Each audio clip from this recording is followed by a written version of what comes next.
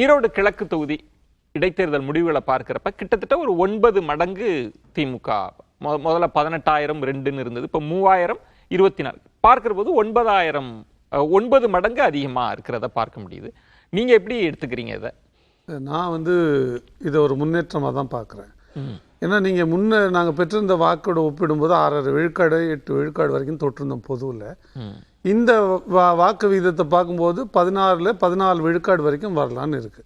Okay, அப்போ அதை பார்க்கும்பொழுது அது ஒரு பெரிய ஒரு நாம் தமிழர் கட்சியை பொறுத்த வரைக்கும் அதை நான் முன்னேற்றமா பார்க்குறேன். ஆனால் வேற பிளேயர்ஸும் இல்லை. நான் முதல்ல என்ன பார்க்குறேன்னா, இது ஜனநாயகத்தோட கடமையே அது என்ன செய்யணுமோ அதை நாம் தமிழர் கட்சி மட்டும் துணிஞ்சு செஞ்சிருக்குன்னு நான் பார்க்குறேன். அதில் எனக்கு ஒரு நிறைவு இருக்கு. ஏன்னா இப்போ நீங்கள் ஏன் மற்ற கட்சிகள் புறக்கணித்தனன்ற கேள்வி இருக்குல்ல. நாங்கள் போட்டியே இட மாட்டோம் அப்படின்னு அதிமுகவும் பாஜகவும் இதர கட்சிகளும் புறக்கணிக்க வேண்டிய தேவை ஏற்பட்டதில்ல. அந்த தேவைக்கு பின்னாடி ஒரு காரணம் இருந்ததில்லை. எல்லா காலகட்டங்களும் எல்லா கட்சியும் புறக்கணிச்சிருக்கு. திமுகவும் புறக்கணிச்சிருக்கு, காங்கிரஸ் புறக்கணிச்சிருக்கு, சில இடங்களில் பாஜகவும் புறக்கணிச்சிருக்கு.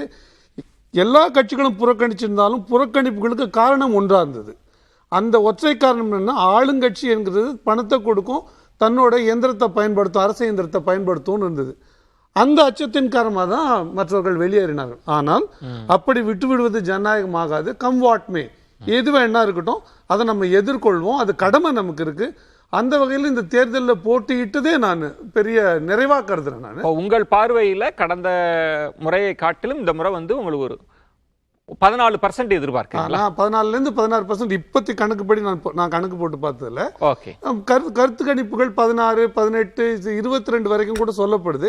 எதுவாக இருக்கட்டும், நான் எந்த போன முறை எந்த வாக்கு பெற்றோமோ அதை விட 2 வாக்கு கூட பெற்றா கூட என்னை பொறுத்த வரைக்கும் அது முன்னேற்றம் தான். ஏன் சொல்றேன்னா, இந்த தேர்தலில் பேசுபடு பொருள் என்னவா இருந்ததோ அது பொதுவா ஆன்டி இன்கம்பன்சி பத்தியோ சட்டம் ஒழுங்கு பத்தியோ அல்லது இவர்களுடைய ஊழல் பற்றியோ பெரியதா பேசு பொருளால் அதுவும் பேசப்பட்டது.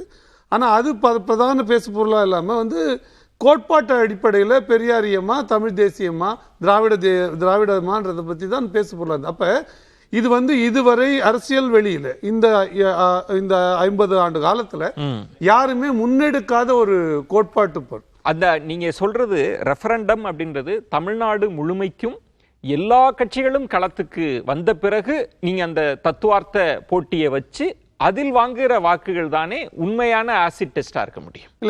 ஏன்னா இப்போ ரகு அவர்கள் சொன்ன மாதிரி பல கட்சிகள் களத்திலே இல்லை. அவங்க யாருக்கு போட்டிருக்கலாம்.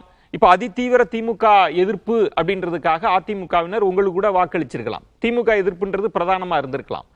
அதற்கு பிறகு களம்னு வரப்ப அவங்க திராவிடத்தை வேறொன்றா பார்க்கலாம் இல்லையா?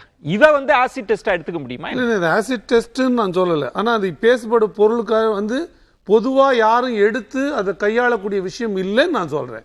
இது இன்னொரு பார்வையும் இருக்கு. நுணுக்கமா நீங்க பாத்தீங்கன்னா, இது தமிழ்நாடு பூரா எப்படி எதிரொலிக்கும்ன்றதையும் ஈரோட்டில் அது எப்படி எதிரொலிக்கும்ன்றதுக்கு மேலே வித்தியாசம் இருக்கு.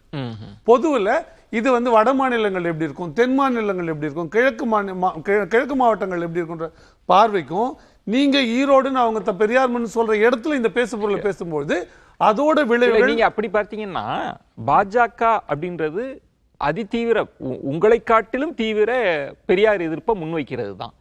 அந்த மேற்கு மண்டல களத்துல பாஜக உங்களை காட்டில அதிக வாக்குகள் வாங்கி இருக்கிறாங்கல்ல. இதை எப்படி மேண்டேட் உங்களுக்கான மேண்டேட் அதுக்கு முன்னாடி பாஜக செஞ்சிருக்கேன். நான் ரொம்ப எளிதா சொல்றேன் பாருங்க, அவங்களுடைய திராவிட எதிர்ப்பு அப்படி கூட சொல்லக்கூடாது. நீங்க வெளிப்படையா பெரியார் எதிர்ப்புன்னு வச்சதுனால அத தீவிரமா பாஜக வச்சிருக்கேன். பாஜக பெரியார் எதிர்ப்பு வைக்கல. எந்த இடத்துலயுமே நாங்க வச்சிருக்கிறது பெரியாரியே எதிர்ப்பு. பெரியாரை எதிர்க்கல நாங்க. பெரியாரியே அவங்க எப்படி எதிர்க்கிறாங்கன்னா, கடவுள் மறுப்பு செய்த பெரியார் தான் அவங்க எதிர்க்கிறாங்க. நாங்க அப்படி எதிர்க்கல. நாங்க தமிழ் இனத்தை இழிவுபடுத்தியதாகவும் தமிழ் மொழியை ஒரு குறைத்து பேசுறதாகவும் சிறுபான்மை மக்கள் அவருக்கு ஏன் சொல்றேன்னா, எதிர்ப்பு தான் ரெண்டும். ஆனா இதற்கான நோக்கமும் கோட்பாடும் வேறானது. பாஜகவோட எதிர்ப்பு வித்தியாசம் இருக்குன்னு நான் சொல்றேன். நாம் தமிழர் கட்சி அங்க பெறுகிற வாக்கு அது நாம் தமிழர் கட்சிக்கான வாக்கு அல்ல, திமுக எதிர்ப்பு வாக்கு. அதுல பல அதிமுக, பல பாஜக, பலருடைய வாக்குகளும் போயிருக்கு. கடந்த முறை அவர்கள் 6% வாக்கு வாங்கினாங்க. அதுதான் அவர்களுக்கு உண்மையான வாக்கு. அதை விட அதிகமான வாக்கு போடுவதற்கு நியாயமான காரணங்கள் எதுவுமே இல்லை. அன்னைக்கு சீமானுக்கு இருந்த இமேஜ் வேறு.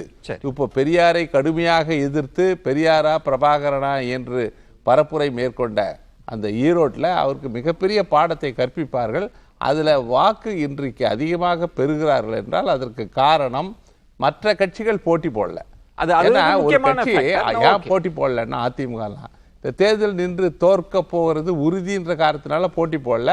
இவர்கள் தோற்பதற்காகவே ஒரு கட்சி தமிழ்நாட்டில் நடத்துறாங்கன்னா அது நாம் தமிழர் கட்சி தான். அப்படி சொல்லிட முடியுமான்னு தெரியல. ஒரு இடைவேளை எடுத்துட்டு பேசலாம். முழுதும் தோக்கத்துக்கான கட்சி நம்ம சொல்லிக்கலாம். ஒரு இடைவேளைக்கு பிறகு பேசலாம். தோசையோட அந்த பக்கம் அது